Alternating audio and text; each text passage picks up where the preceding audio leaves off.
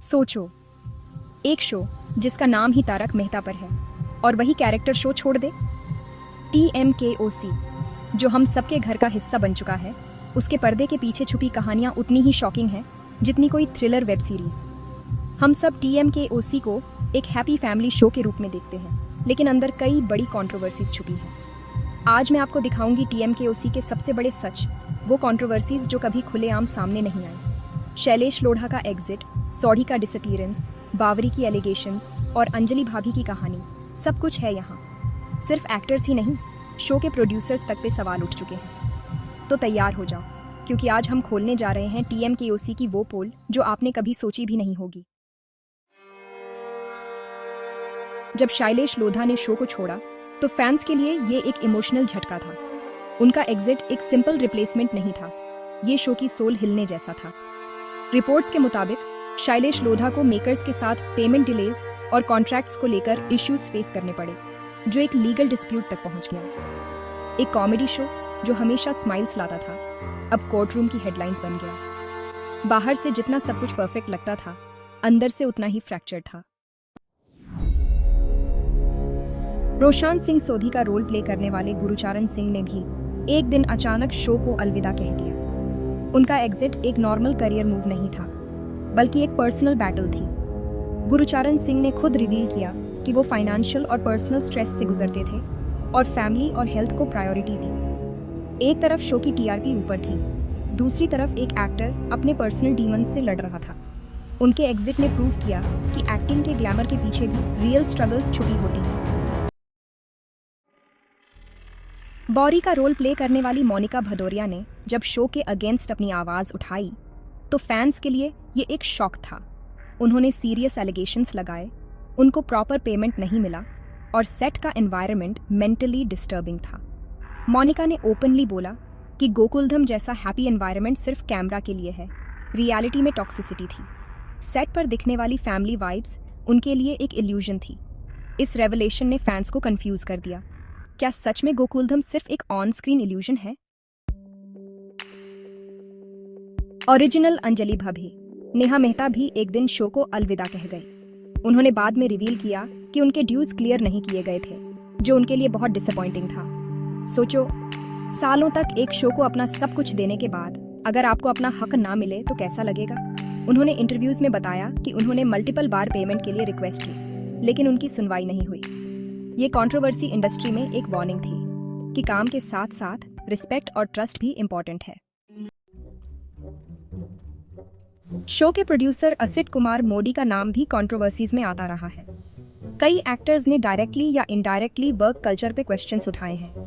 Strict schedules, payment issues और communication gaps.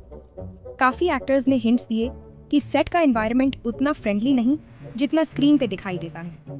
जब एक के बाद एक एक्टर्स शो छोड़ते गए तो ऑडियंस को भी लगने लगा कि क्या सच में सब कुछ ठीक है? TMKOC जैसा ब्रांड जो हमेशा पॉजिटिविटी का सिंबल था, अब क्वेश्चंस के घेरे में आ गया है। उस मिस्ट्री की जिसका जवाब आज तक किसी के पास नहीं है। दयाबेन, एक कैरेक्टर जो सिर्फ फनी नहीं था, वो शो की हार्ट बीट था। 2017 एक नॉर्मल सा साल, और फिर सडनली दयाबेन शो से गायब हो गई। ऑफिशियल रीजन दिया गया, मैटरनिटी ब्रेक।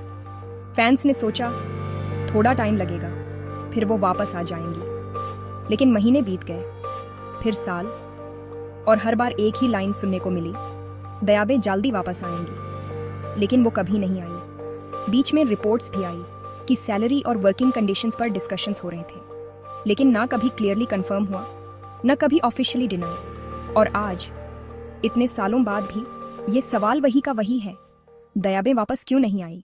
लेकिन कहानी यहीं खत्म नहीं होती। सबसे सीरियस टर्न तब आया जब रोशन भाभी यानी जेनिफर मिस्ट्री ने अपनी आवाज उठाई। उन्होंने ओपनली एलिगेशंस लगाए कि सेट पर उन्हें अनकंफर्टेबल सिचुएशंस फेस करनी पड़ी। उन्होंने मेंटल स्ट्रेस और बिहेवियर इश्यूज की बात की। ये सिर्फ एक इंटरव्यू नहीं था, ये एक डायरेक्ट एक्यूजेशन था। दूसरी तरफ मेकर्स ने इन सब बातों को डिनाई किया। Statement versus statement. सच क्या है? यह केस इतना बड़ा हो गया कि लीगल लेवल तक पहुंच गया। रिपोर्ट्स के अकॉर्डिंग कोर्ट ने उनके फेवर में कुछ डिसीजंस दिए इन रिलेटेड मैटर्स, लेकिन आज भी पब्लिक के लिए पिक्चर कंप्लीटली क्लियर नहीं है। फिर एक और कंट्रोवर्सी जो शो के बाहर नहीं बल्कि ऑडियंस के अंदर है, शो की लंबी स्टोरी लाइन। कई फैंस का मानना है कि TMKOC की कहानी अब अननेसेसरी स्ट्रेच हो रही है। Same jokes, same situations. Social media पर मीम्स वायरल हो गए हैं, जहां लोग बोलते हैं कब बंद होगा ये शो। लॉयल फैंस भी अब कंप्लेन करने लगे हैं कि क्वालिटी गिर गई है। ओवरस्टेइंग की वजह से TMKOC पहले जैसा फ्रेश नहीं लगता। स्क्रीन पे गोकुलधाम की फैमिली एकदम परफेक्ट लगती है, लेकिन रियल लाइफ में रिपोर्ट्स और इंटरव्यूज सजेस्ट करते हैं कि सब एक्टर्स उतने क्लोज नहीं हैं जितना टीवी पे दिखते हैं। कई बार कास्ट के मेंबर्स ने इनडायरेक्टली बताया है कि उनका रिलेशनशिप सिर्फ प्रोफेशनल है। सेट पर हर किसी की अपनी अलग जर्नी है, अपनी स्ट्रगल्स हैं। जो दिख रहा है वो सच नहीं है, और इस बात ने फैंस को कंफ्यूज कर दिया है। तो दोस्तों, TMKOC की ये कंट्रोवर्सीज ने एक चीज तो क्लियर कर दी, जो दिख रहा है वो हमेशा सच नहीं होता। हर लाफ्टर के पीछे छुपा होता है दर्द, स्ट्रगल और कभी कभी बिट्रेयल भी। हमने देखा कैसे शैलेश लोधा, सोधी, बौरी और अंजाली भाभी ने अपनी कहानियां शेयर की, और कैसे शो के प्रोड्यूसर्स पर भी क्वेश्चंस उठ चुके हैं। तो दोस्तों, TMKOC के पर्दे के पीछे की ये सच्चाइयां क्या आपको शॉक कर गई? अपना ओपिनियन कमेंट सेक्शन में जरूर बताना। अब अगर आप ध्यान से देखो, ये सिर्फ एक या दो लोगों की बात नहीं है। टाइम के साथ मल्टीपल एक्टर्स ने शो छोड़ा। किसी ने हेल्थ रीजन दिया, किसी ने पर्सनल लाइफ, किसी ने बेटर अपॉर्चुनिटीज। सबके रीजंस अलग थे, लेकिन फैंस ने एक पैटर्न नोटिस किया। एक ही शो से इतने लोग क्यों जा रहे हैं? क्या ये कोइंसिडेंस है या कुछ और? ये सवाल आज भी अनआंसर्ड है। लेकिन कंट्रोवर्सी सिर्फ सेट तक लिमिटेड नहीं रही।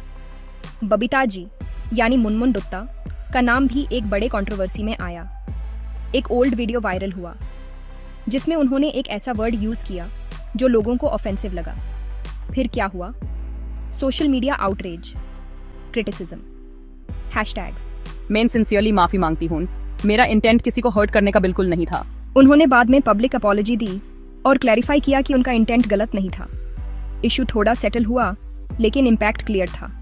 यह दिखा दिया कि आज के टाइम में एक छोटी बात भी कितनी बड़ी कंट्रोवर्सी बन सकती है।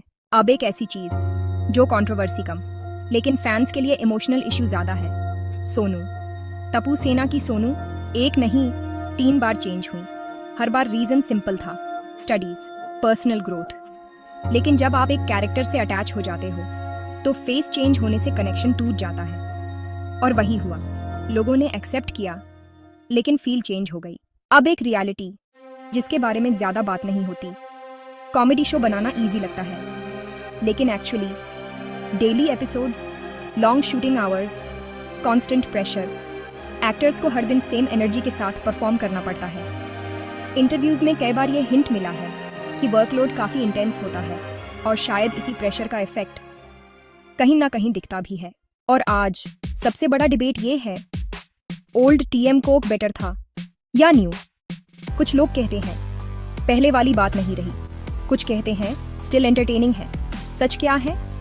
सच ये है कि हर लॉन्ग रनिंग शो चेंज होता है, और एक्सपेक्टेशंस उससे भी फास्ट चेंज होती हैं। ये बिल्कुल सच है। समय के साथ सब कुछ बदलता है, पर यादें वो हमेशा दिल में रहती हैं। तो क्या TMKOC कंट्रोवर्शियल है? हाँ, लेकिन क्या ये सिर्फ कंट्रोवर्सीज है? बिल्कुल नहीं। यह एक ऐसा शो है जिसमें जितनी हंसी दिखती है उतनी ही कॉम्प्लेक्स उसकी जर्नी है। स्क्रीन पर हमें सिर्फ स्माइल्स मिलती हैं, लेकिन उन स्माइल्स के पीछे की कहानी हमेशा इतनी सिंपल नहीं होती। आपका क्या मानना है? दयाबे वापस आनी चाहिए या शो आगे बढ़ना चाहिए? कमेंट करके जरूर बताना।